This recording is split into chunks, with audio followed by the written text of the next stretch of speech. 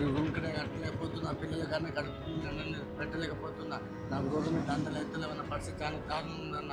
నేను బతకాలని లేదన్న, నాకు నా పిల్లలు బతికించుకోవాలని లేదన్న. కానీ ఎట్లా పరిస్థితి లేక బయటపడే అని జరా అని అన్నది బతరా. నువ్వు ఆ పని చేసుకోకు, నేను నా సాయం చేస్తాను.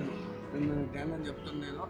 నీకు ఏమైనా అంతగా ప్రాబ్లం వస్తుంది చెప్పు, డైరెక్ట్ స్టేషన్కు నేను చూసుకుంటాను. ఏం ప్రాబ్లం ఎంతవరకైనా ప్రాబ్లం స్టేషన్కు నేను చూసుకుంటాను. నేను నా సాయం చేస్తాను అని